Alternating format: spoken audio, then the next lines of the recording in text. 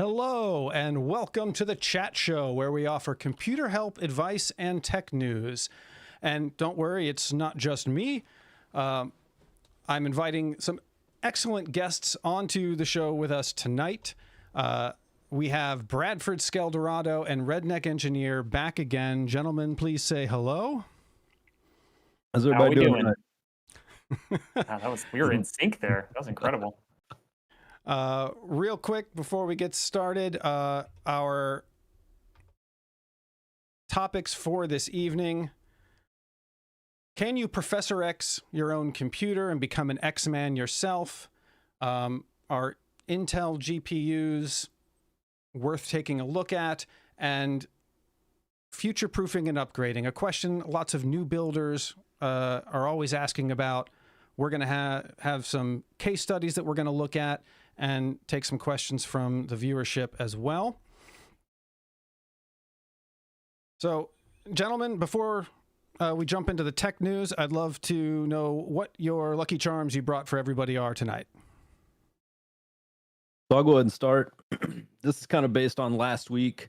This is kind of something that I recommend everybody have on hand, aside from isopropyl alcohol. And that's going to be contact cleaner. You can get this stuff for about $10 a can, and you can clean just about anything. It's non-conductive. It dries really fast.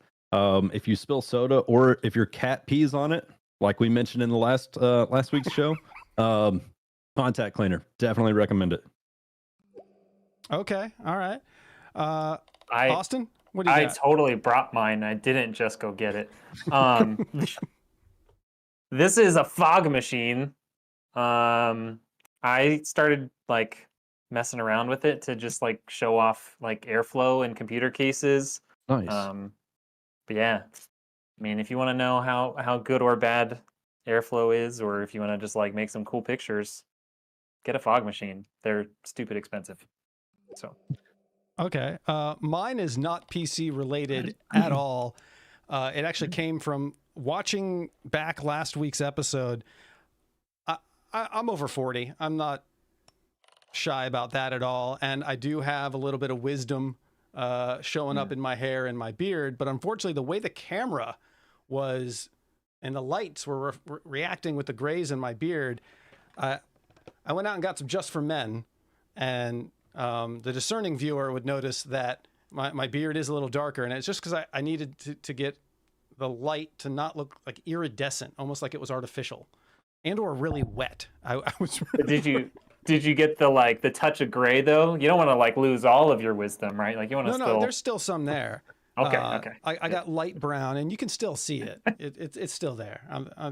Okay. I'm gonna eventually end up like my father, who's had like dark hair, and then there's this like white beard. So, all right. Well, thank you for bringing your lucky charms. Let's move on to our first segment of the night, the tech news.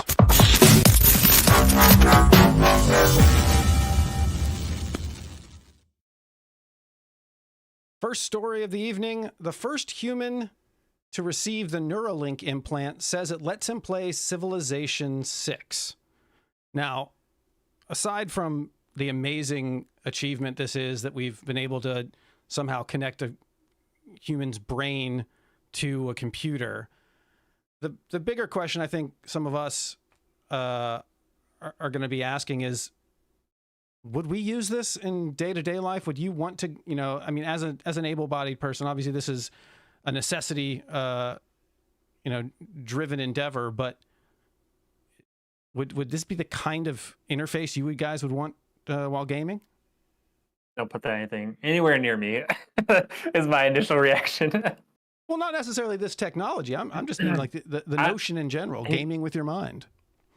I don't know. I feel like your mind can get cluttered up versus you get like muscle memory with your hands, whether it be on a controller or, mouse and keyboard. I don't know that like your mind can be as like fast and definitive as your muscles can be at times. So this isn't like the Matrix, where like this is the next step to being able to plug in and. Well, that is why I said absolutely not. It's too scary. So I Bradford? will What about you, say, Bradford? there's a streamer by the name of Virtual that does a lot of Trackmania streams. And this was probably about 2 months ago. He had a girl named Perry Carriel come on with an EEG that was an external device that you wear on your head. And she strictly streams games that you do not like. She runs everything. And she's beat Elden Ring, some like very serious games that are like that. And he was actually testing it out to play Trackmania, which is very, you drive forward and you turn. So I think it's really cool, but I don't think I would have an implant. I think if they refine something like that to where you could use it, I think it could help with your aiming, anything along those lines. Because if you're just looking where you're shooting or anything along those lines, that it would definitely help. But there's also a streamer by the name of Milky Charms that was a veteran that's a quadriplegic that plays Escape from Tarkov with the mouth device. And Escape from Tarkov has 100 different commands and inputs. And this dude ends up playing, and he's actually pretty competitive to do something like that. So just imagine implanting something like that. Now, like I said, I think implanting is a little extreme, but like I said, the amount of technology and how fast it's going, I think it could be used for some good. Yeah, I agree. Like, especially, yeah, when you start talking about people who like don't have like the full capability to like use their hands and stuff, like it's an incredible technology. I personally don't want that in my body, and thankfully I still have full use of all my limbs, so I don't need it. But I think the thing that scares me the most about it is like, clearly it has to have wireless technology to be able to communicate back and forth with like your computer and whatever. Like, how susceptible is that going to be to getting like hacked and causing like physical harm to your brain? Yeah. Well, not only that, Like how far away is that from? yeah, because if they do advance it and you get some kind of update or however it ends up getting, at what point last week we mentioned Skynet with the Terminator stuff? Is it just going to be like, all right, now we're going to shut you down? Yeah, or like, oh, sorry, you have to sit here for like 30 seconds because your Neuralink doesn't work because you didn't pay for the ad-free version of this game. Or, something like that. Like, what? Didn't go through. That popped up. I watched the new RoboCop recently, and they had a thing where they could just dial in remotely and control him, or shut him down and give him limitations. I do remember in the video, I watched the full video of him demonstrating the use of it, and he does talk about having to recharge it. He played for like 8 hours straight, but then he needed to let it recharge. So I don't know if the implant itself needs to be recharged, or if it's like a cochlear implant for people with hearing loss where there's something attaching to the outside. They don't really show that in the video, but so playing a game with your mind, yes. Having an implant in general, no. Is that where we're at? Yeah, I think the other part too, like I wrote down, was like, even if it gets like really adopted in society, like it just feels like it's one more way for the government or some giant corporation to try and like track everything you do. Like they already track everything we do online, so it probably doesn't matter. But it's just one more thing. It's one more thing that they could do. Gotcha. And that's put my tinfoil hat on. I get it, but yeah. I always look at it like I'm not that interesting for them to really follow, so like I think I'm good. But I do think that I mean, we all see it. You mentioned something, then you start getting ads for it. How is this going to be? Not only that, but like, what all would they be able to track as far as your history and everything like that? Is it going to be to where thoughts start bringing up web pages? Is it going to be to where certain games end up you start having issues? But like I said, I think it would definitely have a lot of straightening out to do. You don't want to imagine start the community moderating of like. Oh, sorry. Go ahead. I say you don't want to start daydreaming in a meeting or where you're giving a presentation, and all of a sudden it just starts opening up a web browser to like the NFL scores from yesterday because you were thinking about who won last night. I was thinking, imagine like Call of Duty or whoever does like community moderating kind of thing, like chat moderating. It's like at that point, what if they're like moderating like your thoughts, like, oh, this son of like saying all that stuff in your head, you never say it out loud, but they hear it, then you get banned. Sorry, All you're right. done. All right. Our second story of the evening. This isn't necessarily new news, but it's getting more mainstream. I think a year ago they were being announced as sort of a big deal, but motherboards with hidden connectors, i.e. in the rear of the motherboard, and they're becoming a little more frequent, and you have to have cases that are compatible with them. And my question for you guys, aside from the obvious aesthetic advantage, I think some people object, and I prefer all the wires in the front. I like that look. But aside from that aesthetic, is there a functional advantage you think that this is going to offer builders in the long run if it becomes more and more mainstream? I don't know if there would be necessarily a functional. My concern with all of us that build PCs the normal way, like if you don't have a compatible power supply, you're used to running that 28 pin or 24 pin, 28 pin around the front, right? So if you have any way to mount that on the back, you've got an extra 5 to 6 inches of cable that now you have to figure out where to store that. Same thing with your CPU, anything along those lines. You've got to figure out where to bunch that now. So not only you mentioned PC case compatibility, but now you need that extra room for that cable management. Yeah. Yeah, that's kind of very similar to where my mind went. I was like, one, yeah, it doesn't really help anything functionally. And two, like now you have to choose one of two things. Either your case gets bigger, right? So your case has to have more space in the back for like those cables to physically like plug into a port and like stick out to the rear, or you sacrifice more of that like rear side of the case, like you make that rear chamber bigger, and now you're like sacrificing airflow or like size compatibility for components on the interior side. Yeah, and I haven't used one, but I would be perfectly fine if the main power connectors were just 90 degrees versus coming straight off with such a thick wire. It always feels like you're putting so much pressure out of that wire harness that it's just going to break something. But like I said, if it was just 90 degree to kind of look a little bit more flush inside the case versus having that big bundle of wires coming out. Yeah, my actually my gaming PC has that for just the 24 pin, and it just looks so nice, like having it just come out and then just kind of makes a nice gentle like 90-degree turn into the backside. Yeah, and I know DIY Fab makes a 90 for the 24 pin, but it's definitely like anytime you add something else, you always induce a potential, Yeah, kind of malfunction with something. like the NVIDIA 12 HP power issues that Cable Mods had. I had a customer melt the adapter to his GPU, so he had to get the whole thing replaced. Yeah, I so think that's the other thing that worries. Oh, go ahead. I was just saying, I pulled up an image. You'll see it in about 10 seconds, but of what the back of a case looks like cable management wise. I would think that some of these companies would offer cables, like, whoever's offering the power supply would offer a shorter cable set or something like that, that if they know you're using it for that application.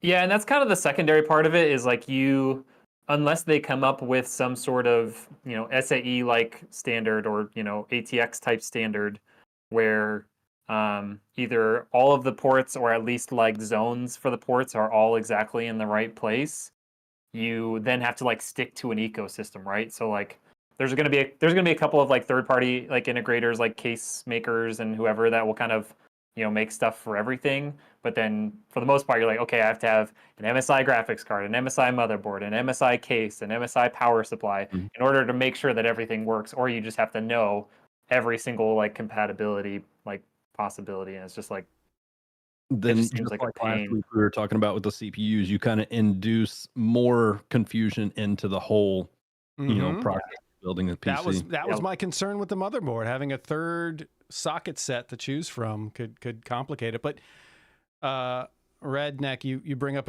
a good point about exclusivity and how you want to get you want to build brand loyalty. I know Corsair is trying to do loyalty. it with what's that? Forced brand loyalty at that point. I mean, Sony is the leader in that for years. That's what I mean. Their memory stick was trying to oust all the other, when SD cards were popular. So I think I see Corsair doing a lot of that with their IQ integration. Like, oh, you want to get these fans because it's going to work well with, obviously RGB aesthetics angle there, but Yeah. All right. For our third story this evening, a new driver update for Intel Arc GPUs improves frame rates up to 174%, and adds support for a game called Horizon Forbidden West, which I'll take flack for not knowing about, I wonder. My question for you guys, are Intel GPUs good now? Are we all sleeping on them, or has it just been me? Yeah, I don't know if I've you've used definitely been sleeping on Intel. them too. Have you ever used an Intel RedNek? No, I haven't put any Intel Multiple. GPUs in any systems yet. So I have one, and I just bought a PC, a used PC that had one in it. So I was like, I wanted to get my hands on one. This was just after the last update that they had, to where it had boosted it up again. So now 174%. I would say you're still going to have that brand loyalty to, and not necessarily brand, but I guess the makeup of it, either NVIDIA or AMD. And until you really have something that's like groundbreaking and affordable at the same time, because let's be real, the 50 series, when it comes out, it's probably going to be a heavy price. They're talking about the 5090 being an astronomical amount better than the 4090. So it's like, if you're going to continue to make budget GPUs, it's going to have to be affordable, that people are going to be willing to take that leap. As far as gaming and everything, I've seen a lot of good reviews on them. Whenever I was kind of messing around with it, it performed well, but I mean, you got to think it's probably a $300 GPU. So you're comparing with the 3060, and I would say it was probably just a tad bit less than the 3060, but I mean, price comparable, it was good. Now 174%, that would probably put it above that. But like I said, I guess we'll just have to see with the testing. Yeah. Yeah, the other thing too, like it seemed like they've done a good job, especially with like newer games, to make them like compatible with these newer driver updates that have come out with it. I haven't really looked into it much, but I haven't heard much about if they've really started to bring like the DirectX 10 and like the older games up to snuff. Because I heard, some of the older games, especially, like basically just wouldn't even run on the Intel Arc GPUs when they first came out. I mean, knowing what little or a lot you know about them, what are some suggested use cases you think Arc is actually reliable or recommended for? Honestly, like the first thing that comes to mind would be using it for like streaming and recording, maybe even like editing. I mean, Intel, like those are kind of the kind of things that like they're pretty. There's a lot less variance, I guess, than like a game development kind of thing. So they have that. I'm pretty sure they support AV1 already, so you have that kind of like feather in their hat. And at least the highest end model has like 16 gigs of VRAM and stuff too, so you could do quite a lot with it and not have to worry about bottlenecking. Yeah, another thing that's kind of odd though is with these firmware updates and all this that they're running, or I guess just the BIOS updates that they're running on these, like if you can upgrade 174%, what can the other brands do? Like, are they bottlenecking us to where you feel the need to buy a 4070, a 4080, a 4090 whenever like they did 174%? Now, another thing with that is you've got a lot of AMD fans that want AMD CPU and AMD GPU. Now, Right. if that's a good matching, and you can prove that an AMD CPU GPU is better than an AMD CPU NVIDIA GPU, what could you do with Intel over NVIDIA and AMD to where instead of pairing that, now just like the Corsair thing that you mentioned, now you're more inclined to buy the Intel, the Arc GPUs to match it with your Intel CPU to get that extra little 10% performance that you could. Yeah, I wonder if they have like plans for that. I guess I've never seen any marketing around it, and maybe it's just because they're still kind of, dealing with bugs and whatever. But yeah, I would be really interested to see if there's some sort of like the smart access thing that AMD has. Like, is Intel going to have something like that in the future? Because that would kind of tip the scales of price to performance for Intel. Do we think that 174 improvement, is that showing how much potential GPUs have or just how far behind Intel was? I think probably The behind. latter. Yeah, and then again, these were also on 1080, so I would be curious to know what that percentage would be at 1440. I don't really care about 4K. Like, I've got a 4K monitor, but I don't really game on that. But regardless, I think it's kind of like, what would that percentage be on that next level of gaming? But yeah, I definitely think it could be just like discovering where it's at to see that limitation. Yeah. Yeah, I'd also be really interested. It feels like NVIDIA especially, but AMD kind of as well, have so much focus. Their like percent increase numbers, like generation over generation lately, based on like upscaling, like using AI upscaling versus actual raw like FPS increases. So I'd kind of be interested to see like a little more apples to apples of like how much they're making their product better each time versus like Intel, who I mean, I guess I don't know what sort of upscaling they support, but it doesn't seem like that's really what they've focused on. It's just been overall performance. Gotcha. All right. Well, those are our stories for the evening. Before we move into our case studies for our viewers, if any of you are watching, I know there's some people on Facebook that I was chatting with earlier this week that they're building some computers or had some questions. If you do have those questions, throw them into the chat, and our experts will advise on them best we can. Our theme this evening is upgrades and future proofing. It's a conversation I've seen a lot of just myself. But let's take a look at our first. Let's see here. We're going to go. Our first case study of the evening.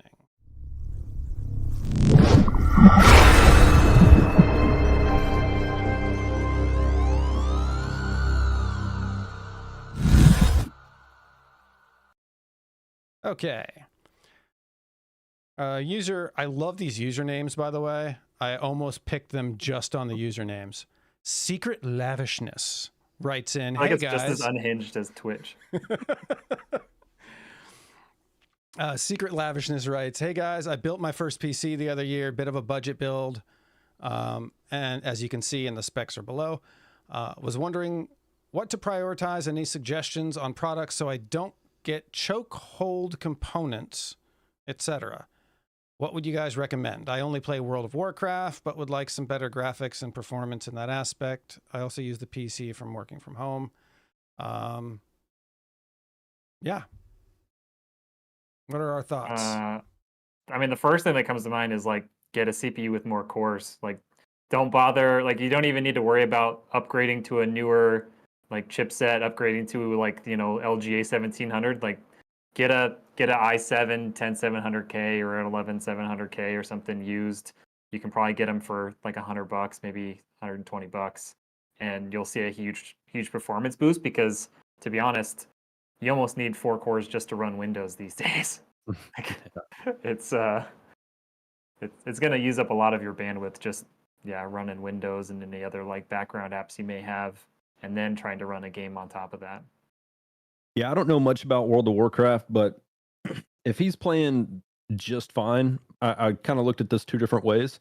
If you're going to put one part to keep it within a budget, I would say try to find a used maybe 2060 that could definitely boost performance, because like I said, if you're just trying to get better frame rates and that's all you're doing just fine, and it's your home PC and you watch movies with it, that's fine. But yes, definitely, I would say the CPU, like you mentioned, i7, 10700 or 10700K.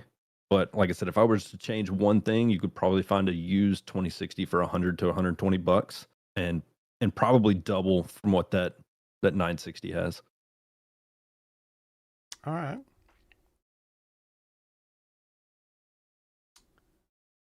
Okay, our second and case. then Oh, sorry. Go ahead. I was just saying, like anything over the top of like that, like at that point, like you're probably looking at kind of rebuilding the whole main part of it, like getting 12th gen or newer Intel, maybe going DDR5 or reusing your DDR4 RAM, getting a new motherboard, and then like keeping like the 2060 or if you upgrade your GPU at that point. But those are kind of like you upgrade it now with minimal effort, minimal changes, minimal cost, or you just kind of redo the whole thing at Yeah. that point. But I mean, I think you could probably get you an i7 10700K for probably used for the same 120, somewhere I in would there. think so. And that would double your core count. All right. Our second case study of the evening comes from a user named Drunk Fighter. He's asking about comparing two motherboards, the MSI, these are both AM5 platform, MSI Pro B650MP versus the B650M D3 HP. I mean, that alone right there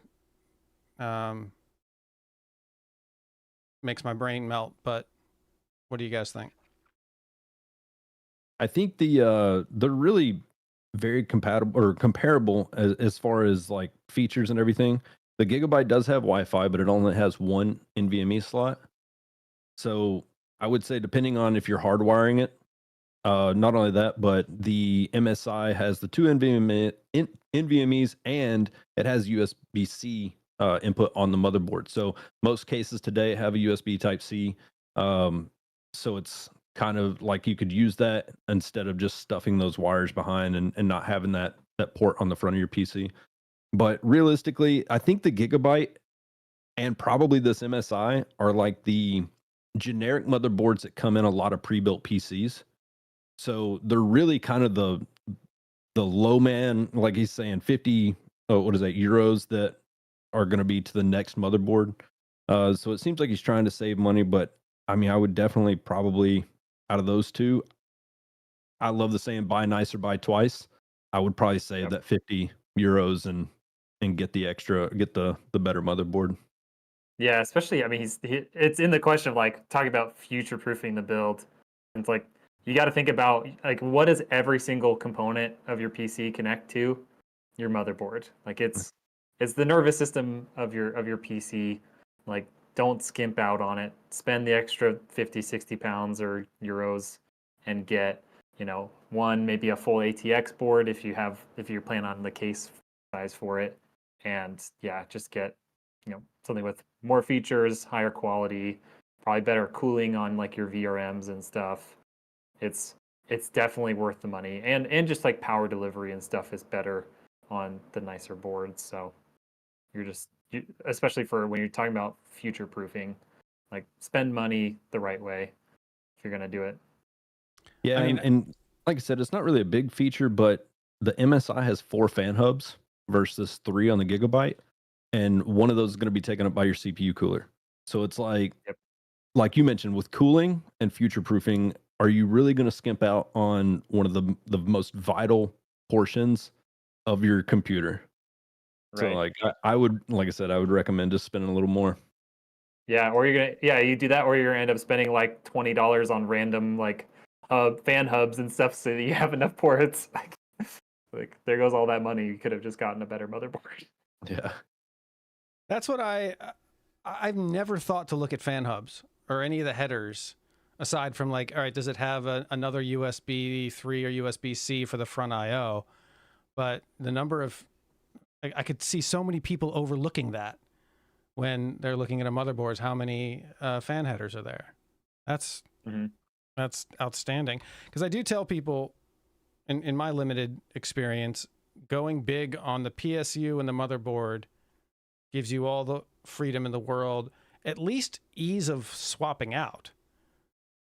Because that tends, when it comes to future proofing, like you're not going to get you're not going to know what the next socket is going to be, or if if Intel or AMD is going to move to a new socket type next time. But unwiring all that because you don't have enough power seems like the biggest pain in the butt, especially if you've built your own PC and you know what it took to get there. Yeah. Yeah, and then you're like, oh, now I have to rewire all this, and I have to try and put it all back together so that like the case panel fits back on. Or if you have OCD or something like me, you need to make it look nice too. Mm-hmm. Yeah, and kind of like your example that you put on there, it's like the whole AM4 mindset. Like if you have a good setup with an AM4, I think there are ways to add maybe a better CPU to really. It may sound kind of backwards, but a better CPU would future-proof it better than changing to a DDR5 setup that is at the bottom of the list. So it really, and I kind of like reading over these, the future-proofing thing is almost almost irrelevant now because everything is advancing so fast that it's not like you're able to future-proof, and you'll see in the next article, it's like the guy was doing this 3 years ago and it's almost obsolete now with how heavy everything is and the games that they're producing. It really almost like induces you to force you to buy an upgrade. So future proofing has gone from 10 years to like 3 or 4 years. Right. Yeah. And like you start like thinking about like, okay, what is, a budget like baseline AM5 get you? And like for that price, like you can now get like a 5700X 3D and like 16 gigs of like really good RAM and then like a solid motherboard. Like I saw Newegg is selling the MSI Meg X570 motherboard for like $230 now. I was like, that was literally the best of the best motherboards for like 3 years for AMD. Like, well, and really like I would say 2 years ago, you could get 16 gigs of DDR4 RAM, 3600 megahertz, and it's like $85 to $90. Now you can get 32 gigs of DDR5 for $100, and it's like I said, it's almost obsolete to even start a DDR4 unless you already have it and you just want to continue to push it a little bit longer. But once again, it just goes into that extra 50 euros. Just save up for another month or two and just go that way. Well, I don't. Yeah. As a AM4 DDR4 user, I have advised. No, I built mine 18 months ago, and DDR5 was insanely expensive. Yep. Do you think that someone building a budget, or I'm sorry, a maxed out AM4 build today would last you to AM6 and therefore be perfectly functionable and usable in the meantime? I think AM5 being new with this generation, I think you'll probably be for the next. I mean, AM4 is gone for how long? 2016? Yeah, it's been a long time. So it went for what, 7 or 8 years before they came out with a new platform. But I definitely think there's still kind of like what we talked about last week with the ego builds. Like you don't necessarily need a 4090. You don't need an i9-13 or 14900K.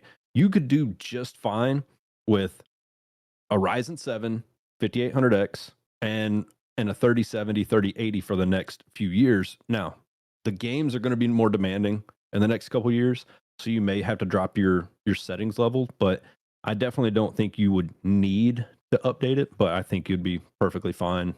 Like I said, we'll just keep an AM4 for another year or two. Yeah, and just buying good quality components, like especially now that they're cheaper.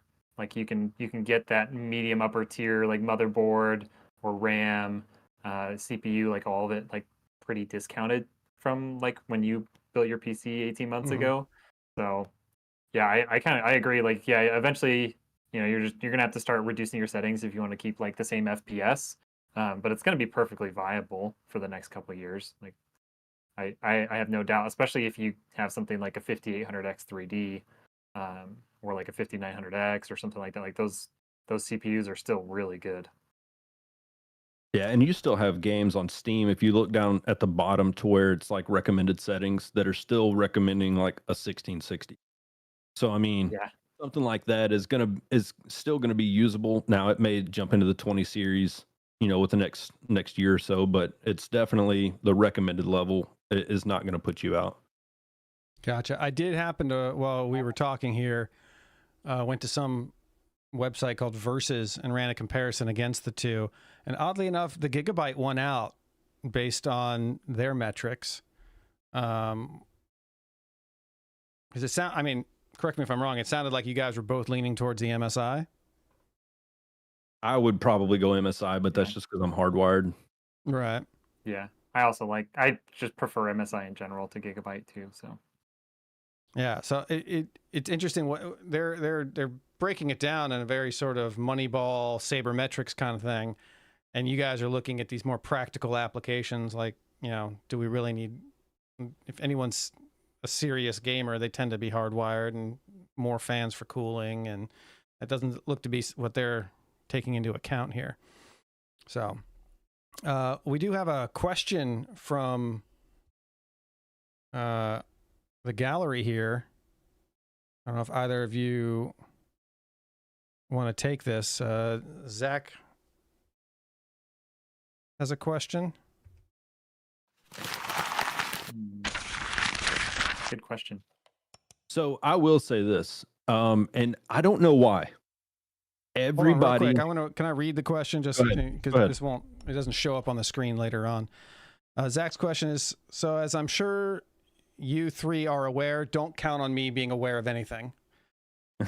30 series cards were cutting edge not more than 2 years ago, with the lower end 40 series premiering at an affordable MSRP, but higher end 30 series cards falling in the same price point. My question is, which do you recommend getting for optimal performance and value? Just mid-tier cards. So yeah, to answer that first one, like I said, the 4060, I understand the VRAM is 8 gigs compared to the 3060 being 12 on most cards. My concern is whenever those cards first come out, it was like, do not buy this card. Do not get this card. In comparison, it was only about a 5 to 10%, depending on the game, boost in performance. But the odd thing was the 3060 was still being sold at $299, and the 4060 is $299. So why would you bash the better card for the same price? Now I can understand if the 30 series dropped $40 and it was like more affordable to do that at a similar performance place, but the 4060 was the same exact price. So why would you even consider the 3060? Like, why would you go for older architecture, right? Like, yeah, if you're getting the same performance today, it's brand new. They're only going to come out with like newer and better drivers for that card. Yeah, I don't know why you would go with the older card. Well, and not only that, but the 3060 was, I think, 167 watts under full load, and the 4060 is 110.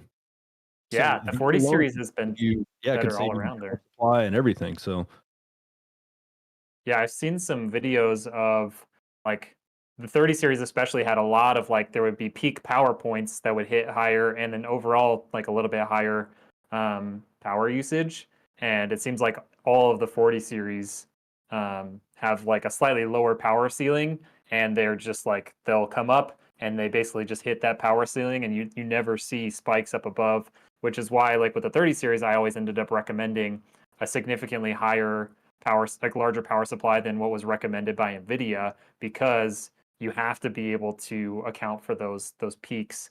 Because like a 3070 ideally you could do with like a 650 watt power supply, but yeah, you hit like some weird power spike and then you blow up your power supply, and that doesn't seem to exist on the 40 series. Interesting. yeah, and now as far as the yesterday's flagship, so like the 3090, I know that in some benchmark videos, the 4070 Ti Super versus the 4090, they're very close. So it's almost like, I wouldn't say mid-tier. I would say the 3090 and the 3090 Ti are still very high-end cards, But kind of like we mentioned with future proofing, you've got so far advanced so fast that it's almost like I would probably have buyer's remorse if I bought a 4070 a month before the 4070 Super and Ti Super were announced. Yep. For similar price. I mean, you can go down the street to Best Buy right now and get a 4070 Super for the same price you could get the 4070. Were the Yeah, performance because they basically just gains dropped that the big? 4070. It was Yes. it's pretty Yeah, the 4070 Super, from looking at the like original specs, has almost identical specs to a 4070 Ti.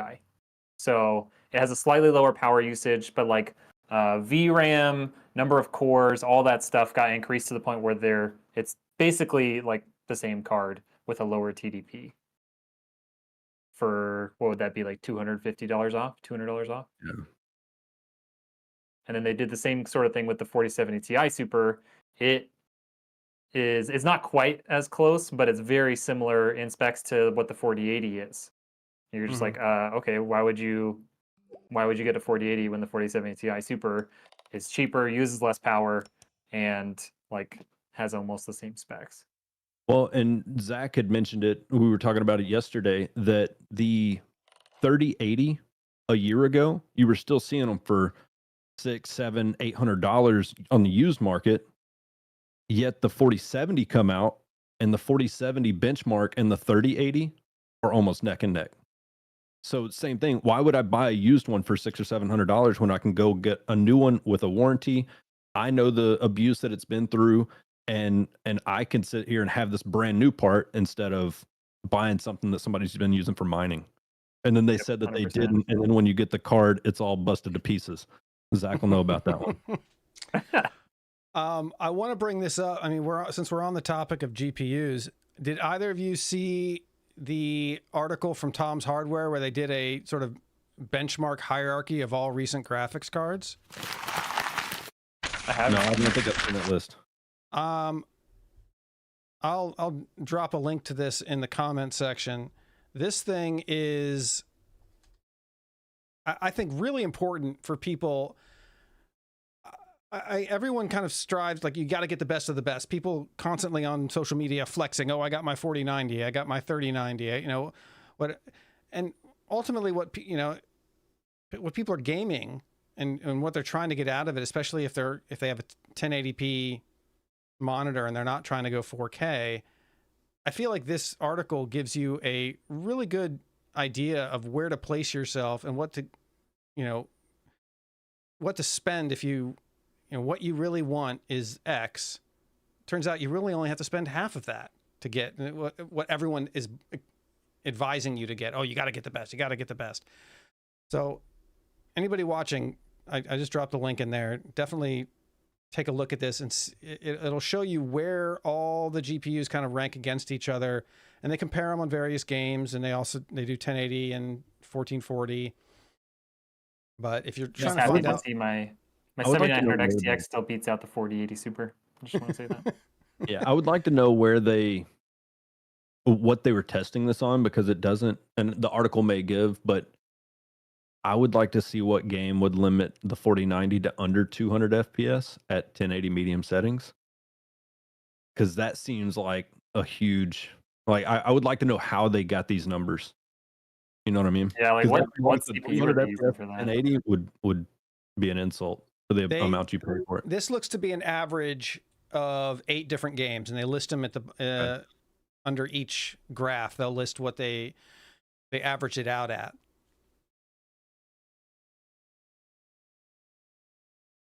But they also do rasterization and other stuff. It's a very interesting read. It kind of gives you, I think, gives a lot of people a little bit more confidence if they ended up settling on a 3060, and it turns out, it's going to do them just fine. But have you guys ever run into that where you've had to stop somebody from spending twice as much money on a GPU than what they realistically needed? I try sometimes, but usually people are pretty set on what they want.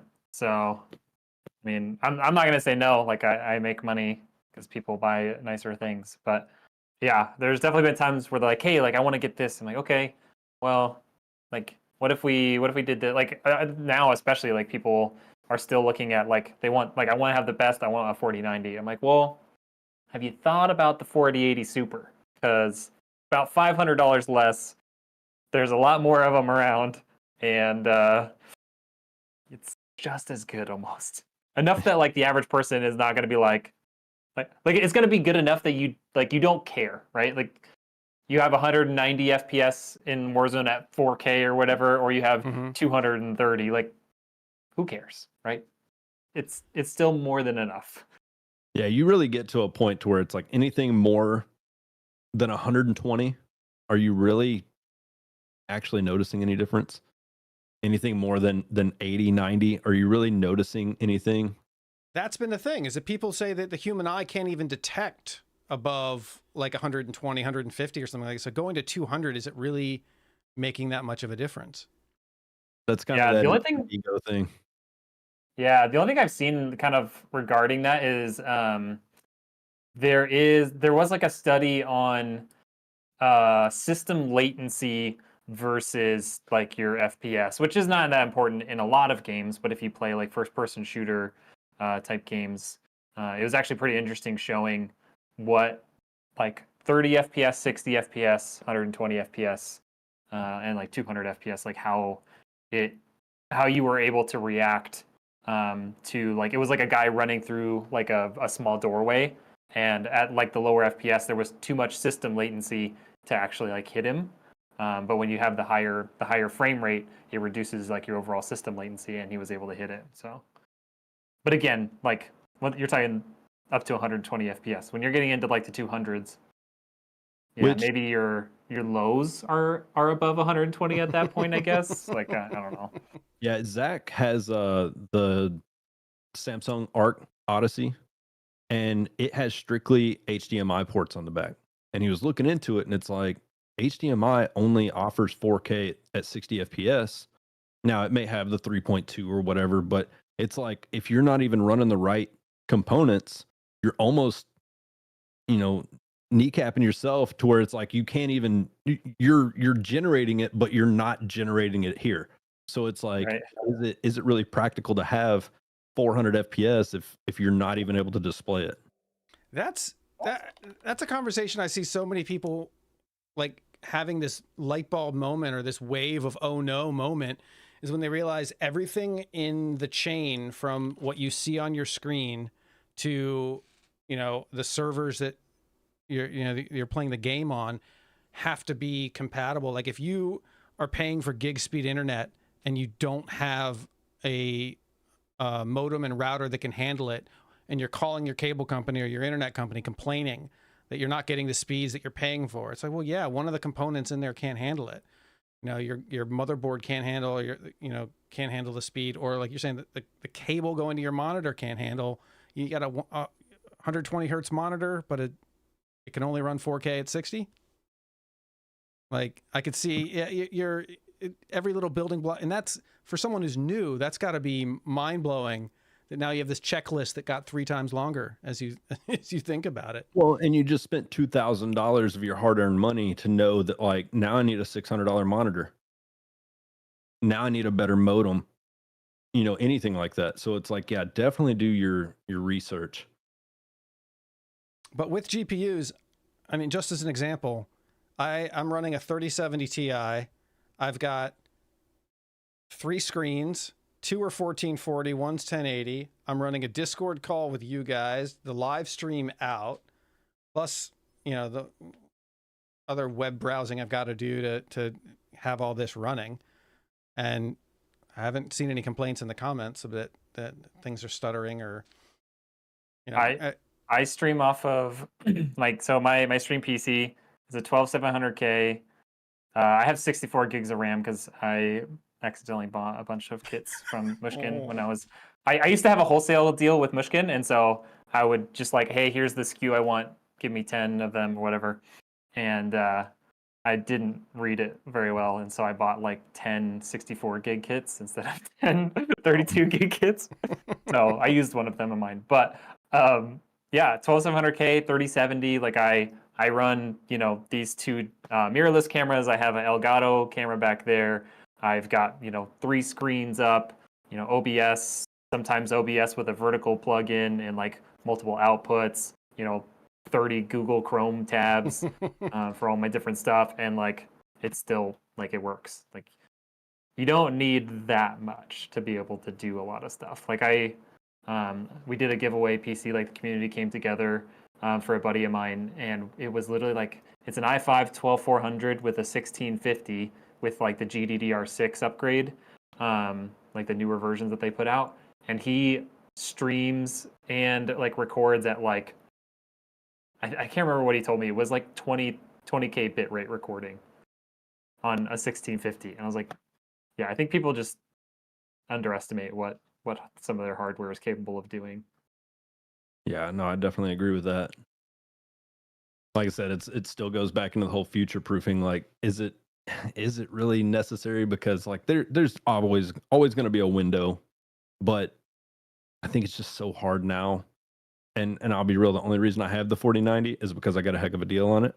But also being a computer like content creator, it's almost like you have to have something that's substantial to base everything else off of.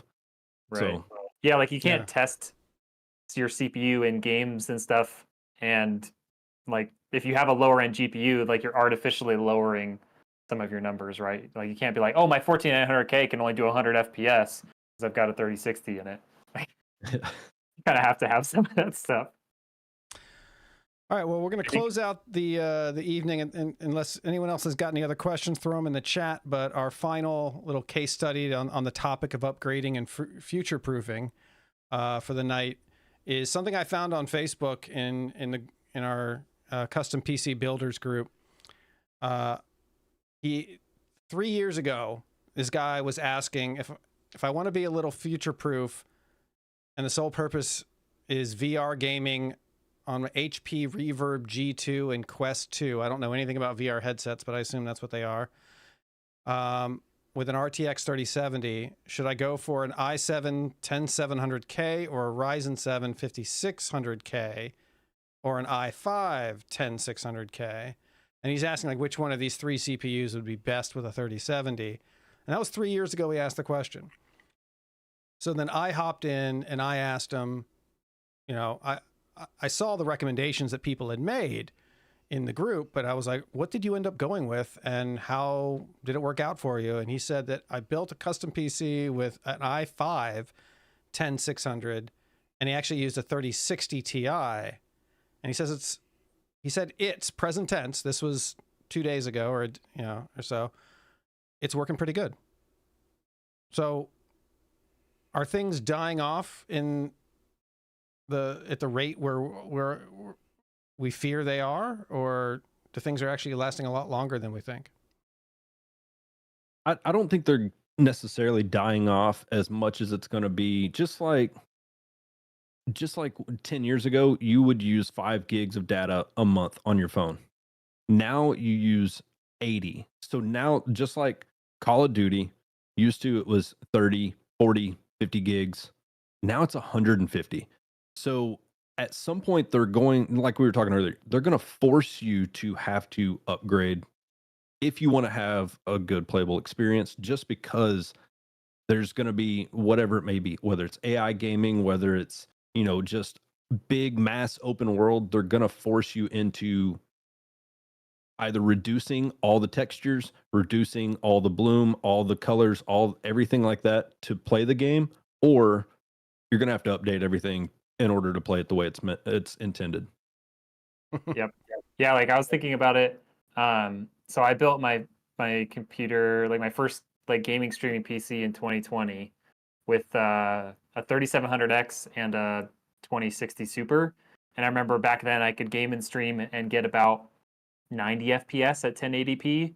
And now like doing that with like a 4060 seems like it would be tough. And that 3700X like could barely even handle like streaming anymore. It was getting so bogged down.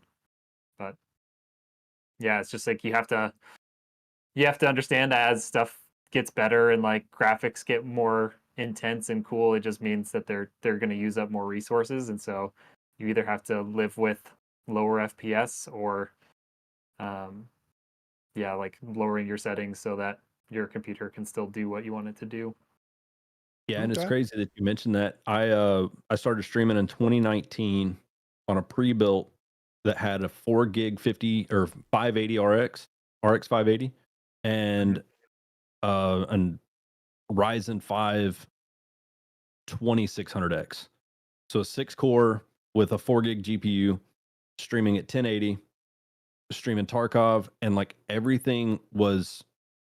Uh, I didn't know a difference. Now I don't think you could stream YouTube reactions with a 2600X. You know what I mean? At 1080 or 1440, whatever you want to have it on. But it's like, I don't think it seems like it's bottlenecked and just completely, as far as streaming and gaming, I don't think you'd be able to handle it. Yeah, I don't think 6 cores kind of period seems to really be able to handle gaming and streaming. I built a computer like mid last year, and he was on a bit of a budget but wanted to get into like AM5, so we ended up with like a 7600X and I think like a 4060 Ti. And like at first, like when he first bought it, he was just playing on gaming, and then eventually he got into streaming, and he found pretty quick that like he tried to start streaming and he just didn't have enough cores to run everything. He swapped it out for like a 7700X, and it's like boom, all of a sudden it just works perfectly, everything's smooth. Like 6 cores might not be enough anymore to game and stream and run, Discord and whatever in the background. Well, I will a counterpoint to this. And this is a little bit of shameless self-promotion. About apparently 7 months ago, I did a video where I went through and I looked at the minimum system specs of like 3 to 5 games for every year going back to the year 2000. And then I looked at like the release dates of, various consoles, and I compared how, basically how old of a machine could you have to play that game that year. So, and I noticed there was this upward trend that in recent years you could have older and older machines, including NBA 2K 2023.